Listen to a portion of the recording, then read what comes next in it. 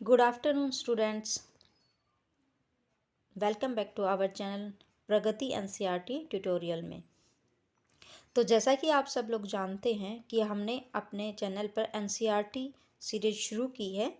तो हिस्ट्री का जो पहला अध्याय था, फर्स्ट चैप्टर था, वो हमने कवर कर लिया है। तो हम हर रोज़ जो है, जो एसएसटी है, उसमें जो हिस्ट्री है, ज्योग्राफी और पॉलिटी, तो उसको साथ साथ लेके चलेंगे। तो हिस्ट्री का फर्स्ट चैप्टर हमने एक बार कर लिया है। अभी जियोग्राफी का जो फर्स्ट चैप्टर है उसको आज हम शुरू करने वाले हैं। ठीक है, तो चलिए शुरू करते हैं। सौर मंडल में पृथ्वी। तो आज हम क्या पढ़ेंगे? सौर मंडल के बारे में। ठीक है। सूर्यास्त के बाद आकाश को देखना कितना अच्छा लगता है। आसमान में पहले एक या दो चमकते बिंदु ही दिखते हैं, लेकिन बाद में इनकी संख्या बढ़ती जाती है। आप उनकी गणना नहीं कर सकते। संपूर्ण आकाश छोटी छोटी चमकदार वस्तुओं से भर जाता है। इनमें से कुछ चमकीले होते हैं, कुछ क्या होते हैं? धुंधले। ऐसा प्रतीत होता है मानो आकाश में हीरे जड़े हों। इनमें से कुछ टिमटिमाते प्रतीत होते हैं, लेकिन अगर आप उनको ध्यान से देखेंगे तो आप पाएंगे कि इनमें से कुछ की टिमटिमाहट अन्य से अलग है, क्योंकि कुछ तो बिल्कुल नहीं टिमटिमाते, बस एक जगह खड़े ही रहते हैं। और कुछ है जिनकी जो टिमटिमाहट बहुत ज़्यादा होती है, जिनकी चमक बहुत ज़्यादा होती है। ये बिना किसी टिमटिमाहट के चंद्रमा के समान प्रतीत होते हैं, क्योंकि वो बहुत ही आकार में बड़े होते हैं। इन चमकीली वस्तुओं के साथ आप लगभग प्रतिदिन चंद्रमा को भी देखते हैं। यह अलग अलग समय पर अलग आकार तथा अलग स्थिति में दिखाई पड़ता है। आप पूर्ण चंद्र को लगभग एक महीने में एक बार देख सकते हैं। जो जो पूरा चंद्रमा हमें कब दिखाई देता है? महीने में एक बार, जिसे हम क्या कहते हैं? पूर्णिमा। जिस दिन पूर्णिमा होती है उस दिन हमें पूरा चंद्रमा दिखाई पड़ता है। ठीक है। उसके 15 दिन बाद हम उसको नहीं देख सकते। और उस रात्रि को क्या बोलते हैं? अमावस। जिस दिन पूरा चंद्रमा दिखाई पड़ता है उसको क्या बोलते हैं? पूर्णिमा। और जिस दिन चंद्रमा हमें दिखाई नहीं पड़ता, पूर्णिमा के 15 दिन बाद, तो उसको क्या बोलते हैं? अमावस्या। ऐसी रात में अगर आसमान साफ है तो आप आसमान का अवलोकन अच्छी तरह कर सकते हैं। ठीक है। ये कह रहे हैं कि जब आसमान साफ होगा तब आसमान का अवलोकन, उसके बारे में अच्छे से अध्ययन कर सकते हैं। क्या आपको इस बात पर आश्चर्य नहीं होता कि हम दिन के समय चंद्रमा एवं इन सभी छोटी चमकीली वस्तुओं को क्यों नहीं देख पाते? ऐसा इसलिए है क्योंकि सूर्य के अत्यधिक तेज प्रकाश के कारण रात के समय चमकने वाली वस्तुओं को हम दिन में नहीं देख पाते। क्यों नहीं देख पाते? क्योंकि सूर्य की जो ऊष्मा, जो सूर्य का तेज प्रकाश होता है, वो इतना अधिक है जिसकी चमक से जो वो चीज़ें हैं वो नहीं दिखती हमें दिन में। ठीक है। सूर्य, चंद्रमा तथा वे सभी वस्तुएं जो रात के समय आसमान में चमकती हैं उन्हें क्या कहते हैं? खगोलीय पिंड। तो खगोलीय पिंड क्या होते हैं? सूर्य, चंद्रमा तथा वे सभी वस्तुएं जो रात को आकाश में चमकते हैं, जैसे तारे, ग्रह, उपग्रह, ये सारी चीज़ें जो आसमान में चमकती हैं उनको क्या बोलते हैं? खगोलीय पिंड। ठीक है। इस साथ साथ आप कमेंट बॉक्स में कमेंट करते चलिएगा, जिससे आपकी रिवीजन भी होती रहेगी कि खगोलीय पिंड किसे कहते हैं? वे वस्तुएं जो रात को आसमान में चमकती हुई दिखाई देती हैं उनको क्या बोलते हैं? खगोलीय पिंड। ठीक है। कुछ खगोलीय पिंड बड़े आकार वाले तथा गर्म होते हैं। तो क्या होते हैं? कुछ बड़े आकार वाले और गर्म। ये गैसों से बने होते हैं। किससे बने होते हैं? गैसों से। इनके पास अपनी ऊष्मा तथा प्रकाश होता है।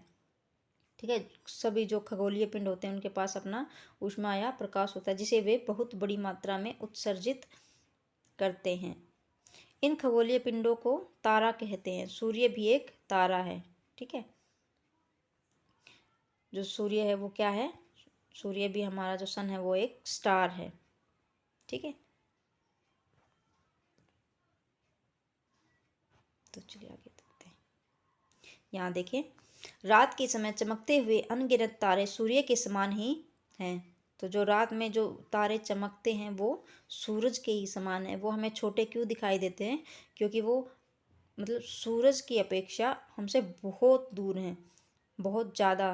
ठीक है। जैसे सूरज की दूरी हम हमारी पृथ्वी से कितनी है, लगभग 15 करोड़ किलोमीटर है ना, लेकिन वो बहुत ही दूर है। पर उनका जो आकार होता है, उनकी ऊष्मा होती है, वो बिल्कुल सूरज जैसी होती है। कुछ तो सूरज से भी बड़े होते हैं, सूर्य से बड़े होते हैं, लेकिन वो हमसे बहुत दूर है, इसलिए वो हमें बहुत ही छोटे दिखाई पड़ते हैं। ठीक है। आपने अवश्य ध्यान दिया होगा कि कुछ दूरी से देखने पर सभी वस्तुएं छोटी दिखाई पड़ती है। जैसे कि हम देखते हैं, अगर हम यहाँ छत पे खड़े होकर देखते हैं बहुत दूर, जो पेड़ पौधे हैं वो बहुत छोटे छोटे दिखाई पड़ेंगे। या फिर हम आसमान में देखेंगे, जब हवाई जहाज़ आसमान में जाती है तो वो भी मतलब हवाई जहाज़ बहुत बड़ा होता है, लेकिन जो आसमान में जाती है वो एक चिड़िया के समान हमें उड़ता हुआ दिखाई देता है, लेकिन वो बहुत ही बड़ा होता है। ठीक है। रात्रि में आसमान की ओर देखते समय आप तारों के विभिन्न समूहों द्वारा बनाई गई विधियां आकृतियों को देख सकते हैं। ये नक्षत्र मंडल कहलाते हैं। जो तारों का समूह होता है वो क्या कहलाता है, नक्षत्र मंडल। तो चलिए कमेंट करिएगा, नक्षत्र मंडल क्या कहलाते हैं। तारों के समूह को नक्षत्र मंडल कहते हैं। ठीक है, साथ साथ कमेंट करते जाइएगा। तारों के समूह को क्या कहते हैं, नक्षत्र मंडल। अर्सा मेजर या बिग बियर इसी प्रकार का एक नक्षत्र मंडल है। जो अर्सा मेजर और बिग बियर क्या है, एक नक्षत्र मंडल। ठीक है, क्या है, नक्षत्र मंडल। अर्सा मेजर और बिग बियर बहुत आसानी से पहचान में आने वाला नक्षत्र मंडल है सप्तऋषि। जो बहुत आसानी से पहचाना जाता है वो कौन सा नक्षत्र मंडल है, सप्तऋषि, 7 तारों का समूह, जो कि नक्षत्र मंडल अर्सा मेजर का एक भाग है। ठीक है। अपने परिवार या पड़ोस में किसी बड़े व्यक्ति से कहिए कि वह आपको आसमान में और अधिक तारों, ग्रहों तथा नक्षत्र मंडलों को दिखाए। जब हम बचपन में थे तो दादा दादी, नाना नानी हमें कहानियाँ सुनाते टाइम ऐसे दिखाते थे कि देखो, मतलब उनकी शेप बना बना के दिखाते थे। वो ये है, ये ध्रुव तारा है, ये 7, मतलब ये ट्रायंगल बन गया है, ऐसे ही मतलब वो दिखाते रहते थे। ठीक है। प्राचीन समय में लोग रात्रि में दिशा का निर्धारण तारों की सहायता से करते थे। जो प्राचीन समय में दिशा कैसे पता करते थे, तारों की सहायता से। ठीक है। उत्तरी तारा उत्तर दिशा को बताता है। जो उत्तरी तारा है, जिसको हम ध्रुव तारा कहते हैं, ध्रुव तारे के नाम से भी जाना जाता है उत्तरी तारे को। ठीक है। तो ध्रुव तारा क्या है, उत्तरी तारा, जो उत्तर दिशा को दिखाता है। यह आसमान में हमेशा एक ही स्थान पर रहता है। हम सप्तऋषि की सहायता से ध्रुव तारे की स्थिति को जान सकते हैं। ठीक है। जैसे देखो, ये इधर चित्र में दिखाया गया है सीधा ध्रुव तारा, और जो ये 7 तारों का समूह है इधर, ये 7 तारे हैं इधर, ये है सप्तऋषि। ठीक है। और ये इधर इंगित किया गया है ध्रुव तारा। ठीक है। चलिए,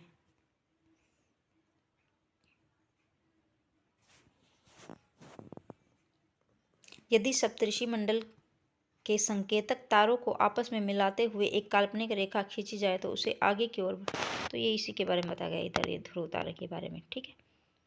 कुछ खगोलीय पिंड में अपना प्रकाश एवं ऊष्मा नहीं होती, वे तारों के प्रकाश से प्रकाशित होते हैं। ऐसे पिंड ग्रह कहलाते हैं। ठीक है। जिसकी खुद की ऊष्मा व प्रकाश नहीं होती है वो क्या कहलाते हैं, ग्रह कहलाते हैं। ठीक है। जैसे हमारी पृथ्वी है ना, वो सूर्य के प्रकाश से प्रकाशित होती है, उसकी खुद की ऊष्मा और हीट और प्रकाश नहीं होता है। ठीक है। ग्रह, जिसे अंग्रेजी में प्लेनेट कहते हैं। ठीक है। जैसे अपना प्लेनेट है अर्थ, ग्रीक भाषा के प्लेनेटाइट शब्द से बना है, जिसका अर्थ होता है परिभ्रमक, अर्थात चारों ओर घूमने वाले। पृथ्वी, जिस पर हम रहते हैं, एक ग्रह है। यह अपना संपूर्ण प्रकाश एवं ऊष्मा सूर्य से प्राप्त करती है, जो पृथ्वी के सबसे नज़दीक का तारा है। ठीक है। पृथ्वी के सबसे नज़दीक का तारा कौन सा है, सूर्य। और पृथ्वी किससे ऊष्मा और प्रकाश प्राप्त करती है, सूर्य से। पृथ्वी को बहुत अधिक दूरी से, जैसे चंद्रमा से देखने पर यह चंद्रमा की तरह ही चमकती हुई प्रतीत होगी। जैसे अब हम यहाँ से चंद्रमा को देखते तो वो चमक रहा है, लेकिन उसका खुद का ऊष्मा और प्रकाश नहीं है, ऐसे ही वो भी सूर्य के ही प्रकाश से प्रकाशित होता है। ऐसे ही जो हमारी पृथ्वी है, अगर उसको हम दूसरे किसी प्लेनेट से देखेंगे तो जैसे चंद्रमा चमक रहा है ऐसे ही चमकती हुई प्रतीत होगी। ठीक है, तो यहाँ पे देखिए इस बॉक्स में बृहस्पति, शनि तथा यूरेनस के चारों ओर छल्ले हैं। ये छल्ले विभिन्न पदार्थों के असंख्य छोटे छोटे पिंडों से बनी पट्टियां हैं। यह पृथ्वी से इन छल्लों को शक्तिशाली दूरबीन की सहायता से देखा जा सकता है। ठीक है, देखिए आगे देखेंगे हम। इधर देखिए ये छल्ले दिखाए गए हैं, ये इसके चारों ओर, शनि के चारों ओर। ठीक है,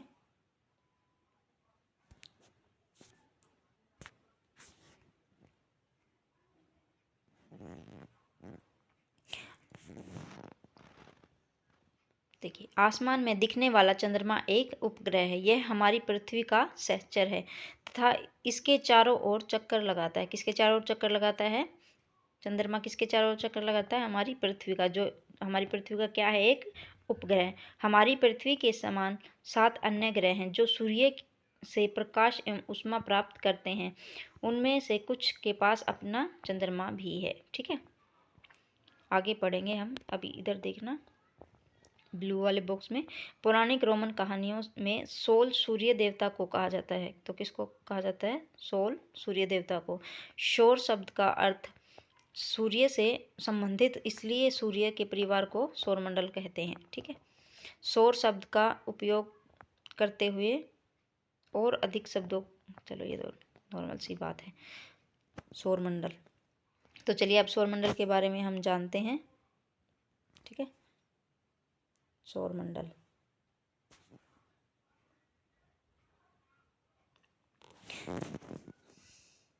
सूर्य एक सेकेंड, सॉरी। सूर्य 8 ग्रह, उपग्रह तथा कुछ अन्य खगोलीय पिंड जैसे क्षुद्र ग्रह एवं उल्का पिंड मिलकर सौरमंडल का निर्माण करते हैं। तो सौरमंडल का निर्माण कैसे होता है? जिसमें ग्रह, उपग्रह, क्षुद्र ग्रह, उल्का पिंड, ये जो सब एक साथ मिलते हैं तो सौरमंडल का निर्माण होता है। हम सौर परिवार का नाम देते हैं, जिसका मुखिया कौन होता है? सूर्य। ठीक है, सूर्य सौरमंडल के केंद्र में स्थित है। यह बहुत बड़ा है एवं अत्यधिक गर्म गैसों से बना है, जिसका खिंचाव बल उसे सौरमंडल को बांधे हुए है। किसका खिंचाव सौरमंडल से बांधे हुए? जो सूरज है। ठीक है, सूर्य सौरमंडल के प्रकाश एवं ऊष्मा का एकमात्र स्रोत है, लेकिन हम इसकी अत्यधिक तेज ऊष्मा को महसूस नहीं करते हैं, क्योंकि सबसे नज़दीक का तारा होने के बावजूद यह हमसे बहुत दूर है।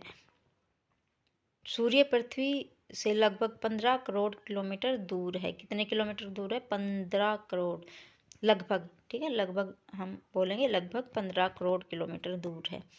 ठीक है,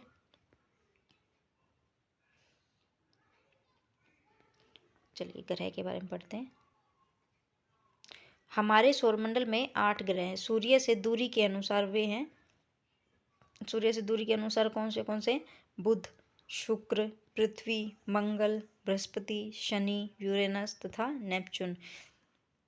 ठीक है, जैसे सूर्य है, देख जैसे ये हमारा सूर्य है, उसके सबसे नज़दीक का ग्रह कौन सा है? बुध, जो सबसे बुद्धू होगा और छोटा भी होता है। सबसे छोटा ग्रह और सबसे सूर्य के नज़दीक का ग्रह बुध। ठीक है, सूर्य से सबसे नज़दीक का ग्रह बुध और सबसे छोटा ग्रह भी बुध को ही माना जाता है। ठीक है, और दूसरे नंबर पे है शुक्र। ठीक है, तीसरे नंबर पे है पृथ्वी, और पृथ्वी को, एक सेकेंड,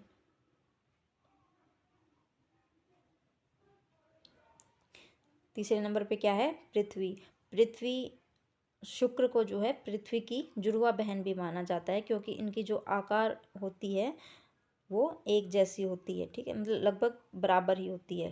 ठीक है, फिर है मार्स, मंगल, फिर जुपिटर, जो हमारे मतलब सौरमंडल का सबसे बड़ा ग्रह माना जाता है।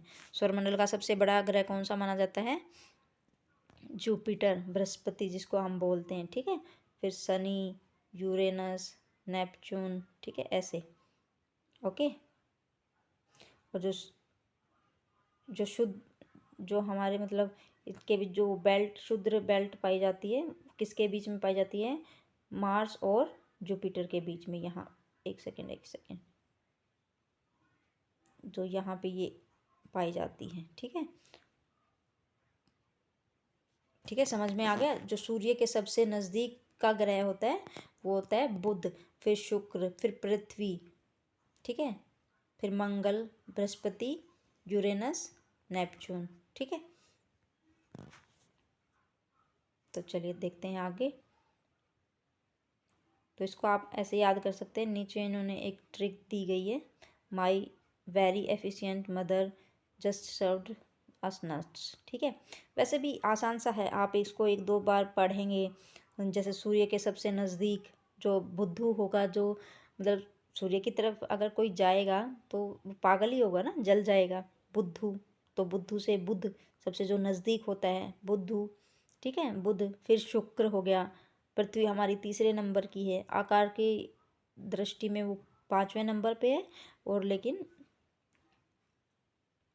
सीरीज वाइज वो तीसरे नंबर पे है, ठीक है। तो इसको आप याद कर लीजिएगा। सौरमंडल के सभी 8 ग्रह एक निश्चित पथ पर सूर्य का चक्कर लगाते हैं। ये रास्ते दीर्घवृत्ताकार में फैले हुए हैं, ये कक्षा कहलाते हैं, ठीक है। जो सूर्य के चारों ओर जो ग्रह हमारे चक्कर लगाते हैं, कौन से उसमें लगाते हैं? दीर्घवृत्ताकार में, ठीक है। और इनको क्या कहते हैं? कक्षा। बुध सूर्य से सबसे नज़दीक है क्योंकि वो बुद्धू है ना। तो अपनी कक्षा में सूर्य के चारों ओर जो बुध है वो अपनी कक्षा में सूर्य के चारों ओर चक्कर लगाने में केवल 88 दिन लगते हैं उसको, ठीक है। शुक्र को पृथ्वी का जुड़वा ग्रह भी माना गया है। क्यों माना गया है? क्योंकि उसका आकार एवं आकृति लगभग पृथ्वी के ही समान है। जैसे हमने ऊपर पढ़ा, बताया मैंने कि जो शुक्र ग्रह है उसको पृथ्वी की जुड़वा बहन माना गया है। क्यों माना गया है? क्योंकि उसकी आकार एवं आकृति लगभग पृथ्वी के ही समान है, ठीक है। सभी तक प्लूटो को यह ग्रह अभी तक प्लूटो भी एक ग्रह माना जाता था, परंतु अंतर्राष्ट्रीय खगोलीय संगठन ने अपनी बैठक में, जो अंतर्राष्ट्रीय खगोलीय संगठन की बैठक कब हुई? अगस्त 2006 में, ने यह निर्णय लिया कि कुछ समय पहले खोजे गए अन्य खगोलीय पिंड तथा प्लूटो को बोने ग्रह कहा गया। क्या कहा गया? बोना ग्रह किसको कहा गया? प्लूटो को। क्यों कहा गया? क्योंकि वो सूर्य से बहुत दूर था। उसका अध्ययन करना मतलब वो अध्ययन के उसमें नहीं आ रहा था, ठीक है। तो चलिए आगे पढ़ते हैं पृथ्वी के बारे में। हमारा प्लेनेट जिस पे हम रहते हैं, सूर्य से दूरी के हिसाब में पृथ्वी तीसरे नंबर का ग्रह है। हमने ऊपर पढ़ा ना कि तीसरे नंबर का, पहले नंबर का ग्रह कौन सा है? बुध, और दूसरे नंबर का शुक्र, तीसरे नंबर का पृथ्वी, ठीक है। तो तीसरे नंबर का ग्रह कौन सा है? पृथ्वी, ठीक है। आकार में यह पांचवा सबसे बड़ा ग्रह, ठीक है। दूरी के हिसाब से तीसरे नंबर पर है पृथ्वी, और आकार में कितने नंबर पे है? पांचवा नंबर, ठीक है। यह ध्रुवों से थोड़ी चपटी है, ठीक है। जैसे देखो, एक सेकेंड, सॉरी,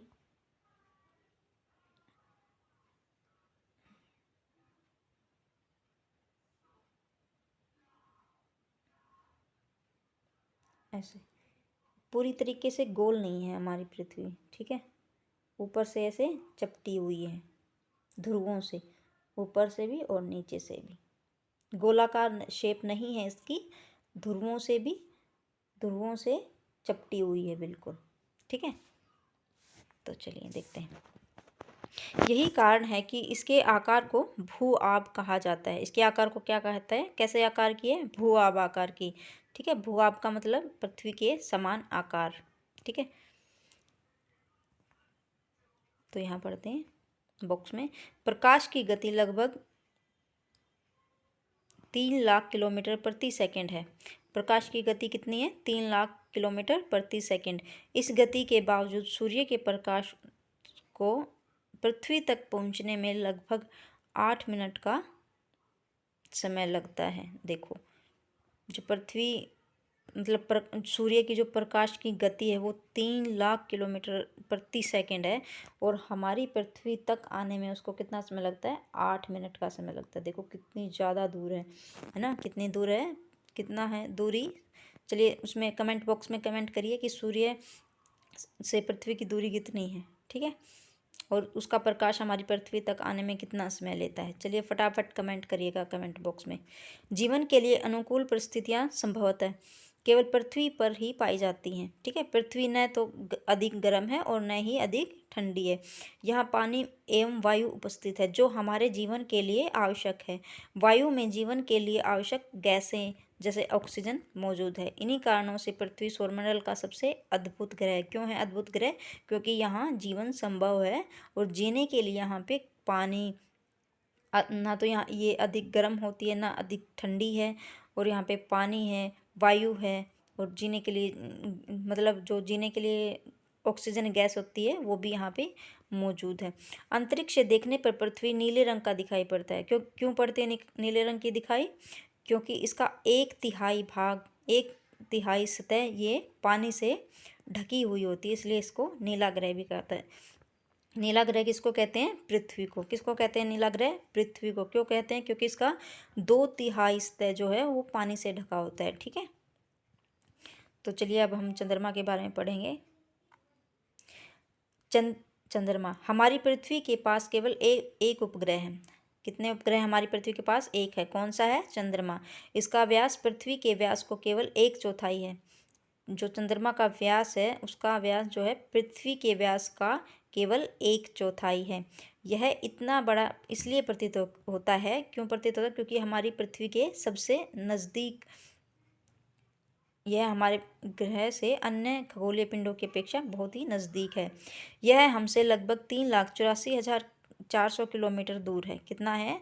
सूर्य तो है लगभग 15 करोड़ किलोमीटर, और इसकी दूरी कितनी है? 3,84,400 किलोमीटर।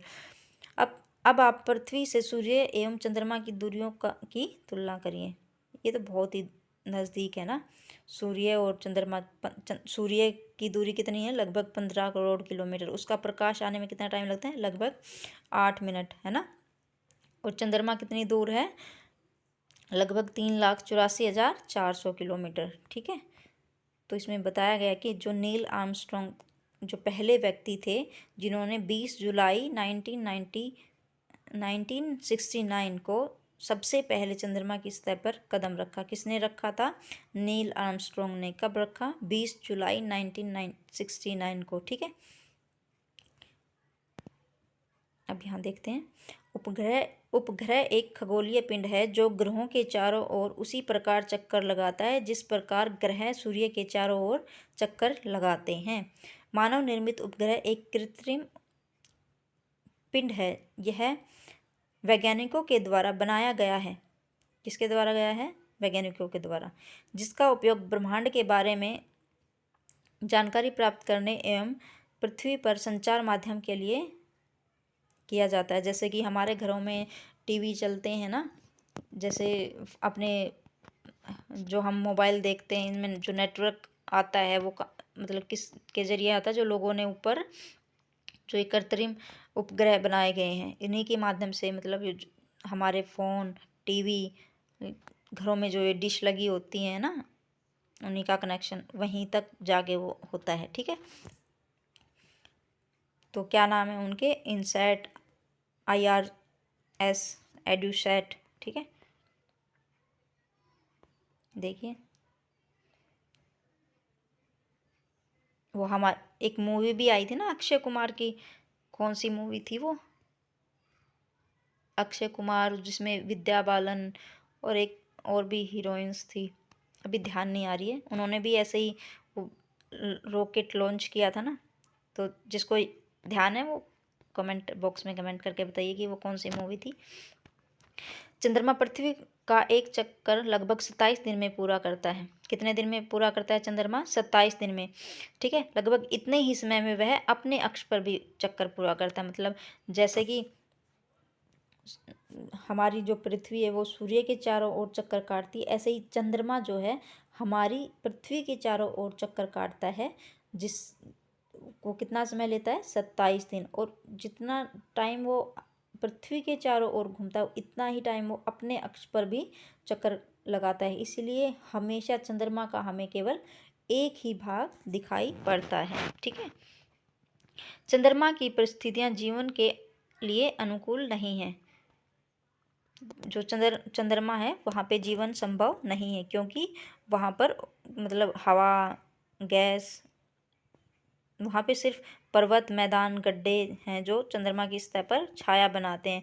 पूर्णिमा के दिन चंद्रमा पर इसकी छाया को देखा जा सकता है। जब हम बचपन में थे तो दादा दादी जो कहानी सुनाते थे, देखिए मेरे तो दादा दादी मैंने देखे नहीं हैं, लेकिन जो मेरे बड़े ताऊ ताई जी थे, ताई जी वो हमें मतलब कहानियाँ सुनाती थी। तो वो चंद्रमा को देख के बताती थी ना, उसमें जो छाया होती हैं, तो उसमें बताती हैं वो एक नीम का पेड़ है और जिसके नीचे एक बूढ़ी अम्मा लेटी हुई हैं। ठीक है, ऐसे ही मतलब कुछ बताती थी, लेकिन वो ऐसा कुछ नहीं है, वो कहानियों में ही ठीक लगता है। इस जो उस पे जो छाया दिखाई देती है वो हमें क्यों दिखाई देती है?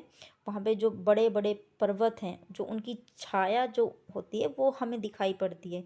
उसमें मैदान हैं, गड्ढे हैं। ठीक है, ऐसा कुछ नहीं है कि चंद्रमा पे कोई रहता है, क्योंकि वहाँ पे जीवन संभव ही अभी तक तो संभव नहीं है, आगे का पता नहीं होता। ठीक है, तो चलिए देखते हैं। पहले के लोग भी बहुत सारी कहानियाँ बना के कुछ भी सुना देते थे और बच्चे मतलब उन चीज़ों को मान जाते थे। हमें भी मतलब जब तक हमने पढ़ा नहीं था तब तक मतलब उस चीज़ की नॉलेज ही नहीं थी, जो वो बता रहे थे उन्हीं को हाँ ठीक है ये चलता रहता था। क्षुद्र ग्रह, चलो क्षुद्र ग्रह के बारे में पढ़ते हैं।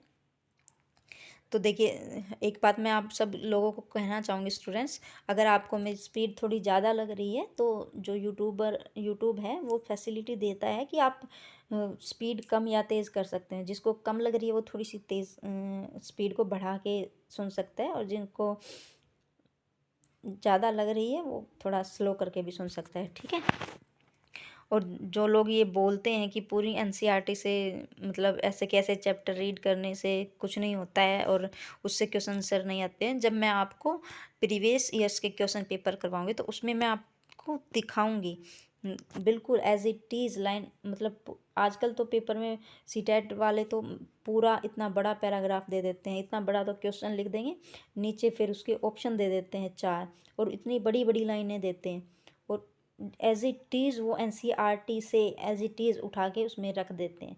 ठीक है, तो अगर आपको सीटेट क्लियर करना है तो प्लीज़ एनसीईआरटी पर फोकस करिएगा। एनसीईआरटी की एक एक लाइन, इससे बाहर कुछ नहीं देते हैं सीटेट वाले। बहुत मतलब इजी पेपर होता है सीटेट में ना, लोग उसको ऐसे ही हवा उन्होंने बना दिया है बस। वो थोड़ा लेंदी हो गया है पेपर, टाइमिंग थोड़ी सी कम रह जाती है, लेकिन अगर आप पढ़ोगे अगर पढ़ोगे तो आपकी स्पीड तेज़ हो जाएगी। ठीक है, तो एनसीईआरटी पर ही फोकस करिएगा। ठीक है, तो चलिए चलो देखते हैं आगे। तारों, ग्रहों एवं उपग्रहों के अतिरिक्त असंख्य छोटे पिंड भी सूर्य के चारों ओर चक्कर लगाते हैं। इन पिंडों को क्षुद्र ग्रह कहते हैं। ये मंगल, क्षुद्र ग्रह किन्हें कहते हैं? तारों, ग्रहों एवं उपग्रहों के अतिरिक्त असंख्य छोटे पिंड जो सूर्य के चारों ओर चक्कर लगाते हैं, ठीक है, उन्हें क्षुद्र ग्रह कहते हैं। जो ये क्षुद्र ग्रह हैं वो बृहस्पति की कक्षाओं के बीच पाए जाते हैं। ठीक है, हमने ऊपर देखा था ना, जो एक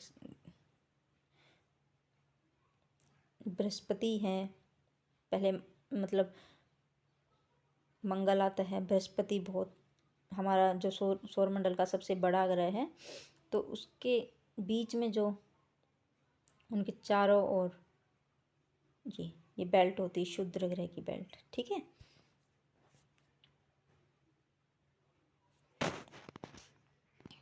वैज्ञानिकों के अनुसार क्षुद्र ग्रह ग्रह के भी ग्रह के ही भाग होते हैं। जो क्षुद्र ग्रह होते हैं वो ग्रह पहले वो ग्रह होते हैं जो मतलब एक दूसरे से टकराने के बाद या सूर्य से अगर टकरा गए हैं फिर वो विस्फोट हो जाते हैं। वो मतलब छोटे छोटे पत्थरों में टूट जाते हैं, तो उन्हीं को क्या बोलते हैं, क्षुद्र ग्रह। ठीक है, टकराहट के कारण, विस्फोट के कारण वो छोटे छोटे टुकड़ों में बट जाते हैं, उनको क्या बोलते हैं, क्षुद्र ग्रह। ठीक है, थोड़ा सा लेंथी हो गया है, कोई बात नहीं, हम कंप्लीट कर लेंगे, अभी थोड़ा ही रहता है। चलिए, तो अगर प्लीज़ स्टूडेंट्स, अगर आपको चैनल, अगर वीडियो अच्छी लग रही है, हमारा कंटेंट थोड़ा पसंद आ रहा है, तो कृपया करके लाइक करें, सब्सक्राइब करें और शेयर ज़रूर करें। ठीक है, चलिए, सूर्य के चारों ओर चक्कर लगाने वाले पत्थरों के छोटे छोटे टुकड़ों को उल्कापिंड कहते हैं। ठीक है, जो सूर्य के चारों ओर चक्कर लगाते हैं आई एम सॉरी जो सूर्य के चारों ओर चक्कर लगाते हैं, छोटे छोटे जो पत्थरों के छोटे छोटे टुकड़े होते हैं, उनको क्या बोलते हैं, उल्कापिंड। कभी कभी ये उल्कापिंड पृथ्वी के इतने नज़दीक आ जाते हैं कि इनकी इनकी प्रवृत्ति पृथ्वी पर गिरने की होती है। ठीक है, इन प्रक्रिया के दौरान वायु के साथ घर्षण होने के कारण ये गर्म होकर जल जाते हैं। फलस्वरूप चमकदार प्रकाश उत्पन्न होता है। ठीक है, जब वो ऊपर से हवा, मतलब वो पत्थर आते हैं एकदम हवा में तेजी से, उनकी जो स्पीड होती है वो इतनी ज़्यादा होती है कि वायु के घर्षण के कारण उनमें वो गर्म होकर उनमें आग लग जाती है। ठीक है, जिससे जो है जो चमकदार जो है मतलब हमें दिखते हैं कि वो, जैसे हम, ये वो होते हैं उल्कापिंड, जैसे कि वो आते हैं ऊपर से और हम आंख बंद करके विश मांगते हैं, हम कहते हैं टूटता तारा है, चलो विश मांगते हैं पूरी हो जाती है। ऐसा कुछ नहीं होता है, ये उल्कापिंड होते हैं जो मतलब टकराहट के कारण, जो ये पत्थर के छोटे टुकड़े होते हैं और ये इतनी स्पीड से आते हैं कि वायु के घर्षण के कारण इनके अंदर आग लग जाती है। और जो वो आप कहते हैं पुच्छल तारा, वो इसको पुच्छल तारे के नाम से जानते हैं, लेकिन ऐसा कुछ नहीं होता कि उनके टूटने से हम विश मांगे तो वो पूरी हो जाएंगी। ठीक है, कभी कभी कोई उल्कापिंड पूरी तरह जले बिना पृथ्वी पर गिरती है, जिसके कारण धरातल पर गड्ढे हो जाते हैं। ठीक है, क्या आपने तारों वाले खुले आकाश में एक ओर से दूसरी ओर तक फैली चौड़ी सफ़ेद पट्टी की तरह एक चमकदार रास्ते को देखा है? देखो ये दिखा रखा है ना इधर, जब हम आज देखिएगा रात को, ठीक है, आसमान में अगर तारे होंगे तो देखिएगा, मतलब बहुत सारे तारे इकट्ठे होके एक सफ़ेद पट्टी का निर्माण करते हैं।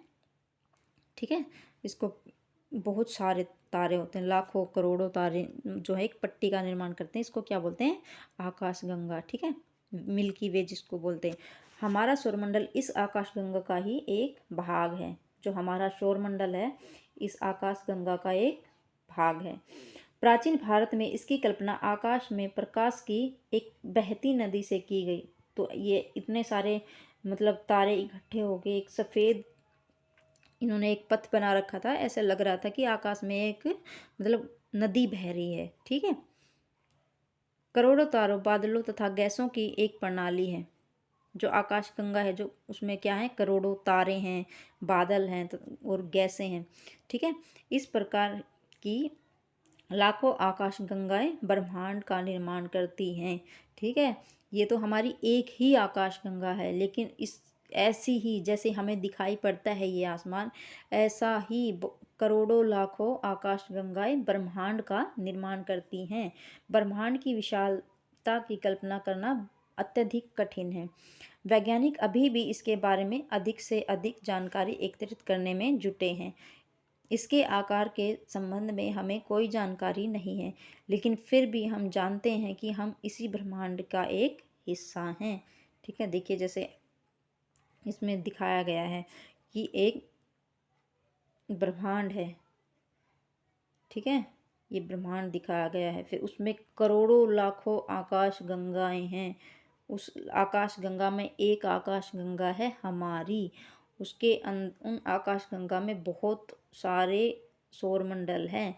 उन सौरमंडल में एक सौरमंडल है हमारा, और सौरमंडल पे एक ग्रह है, बहुत सारे ग्रहों में एक ग्रह अपना है पृथ्वी, ठीक है। और पृथ्वी पर बहुत सारे मतलब बहुत पृथ्वी पर बहुत सारी जगह हैं, बहुत सारे देश हैं, उन देशों में एक देश अपना है, बहुत सारे मतलब राज्य हैं, उन राज्य में एक राज्य अपना है, और उन राज्यों में बहुत सारी मतलब ऐसी जगह करके एक घर अपना है, और उस घर में एक हैं हम, एक सदस्य हैं ये हम, ठीक है।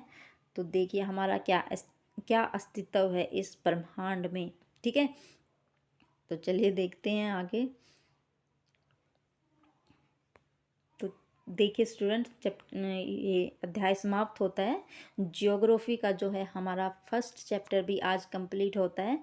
तो अब हम शाम को एक पॉलिटी की क्लास और लेंगे। तो हमारा जो हिस्ट्री का फर्स्ट चैप्टर था वो कंप्लीट हो गया है, और अब जियोग्राफी का भी हमारा फर्स्ट चैप्टर जो है ये कंप्लीट हो गया है। अब हम पॉलिटी का लेंगे, तो ऐसे ही हमारी मतलब हम आराम से अपना सिलेबस कवर कर लेंगे। हम हिंदी की भी क्लासेस मतलब इसमें अवेलेबल करवाएंगे, और धीरे धीरे मतलब मैं अभी सर्च कर रही हूँ, मतलब ढूंढ रहे हैं एक मतलब हर एक सब्जेक्ट का एक टीचर अच्छे से मिल जाए, तो हम धीरे धीरे हर एक सब्जेक्ट की क्लासेस अपने इस एनसीईआरटी ट्यूटोरियल पर, प्रगति एनसीईआरटी ट्यूटोरियल पर लाने की कोशिश करेंगे। तो प्लीज़ आप हमें सपोर्ट करिएगा, लाइक करिए, सब्सक्राइब करिए। अगर आपको चैनल अच्छा लगे तो ये कुछ क्वेश्चन आंसर हैं, तो आप इनको देख लीजिए। चलिए जाते जाते इसको बता दीजिए आप, किस ग्रह को पृथ्वी के जुड़वा ग्रह के नाम से जाना जाता है? इसको आप कमेंट बॉक्स में कमेंट करके ज़रूर बताएं, ठीक है। किस ग्रह, मैंने बहुत बार आपको रिपीट करवाया था कि पृथ्वी का जुड़वा ग्रह किसको कहा जाता है, ठीक है। उसकी बहन कौन है, जो भोर का तारा और सांझ का तारा किसे कहते हैं, ठीक है। कमेंट करके ज़रूर बताइएगा। सूर्य में तीसरा सबसे नज़दीक ग्रह कौन सा है, ठीक है। पहला कौन सा है, सीरीज़ वाइज आप ऐसे नंबर लिख के बताइएगा कि पहला कौन सा है, दूसरा कौन सा है, ठीक है। ऐसे आप हर ग्रह के बारे में बताइएगा, ठीक है। तो चलिए गाइस, मिलते हैं आपको नेक्स्ट वीडियो में पॉलिटी की क्लास में। ओके, धन्यवाद। Thanks for watching.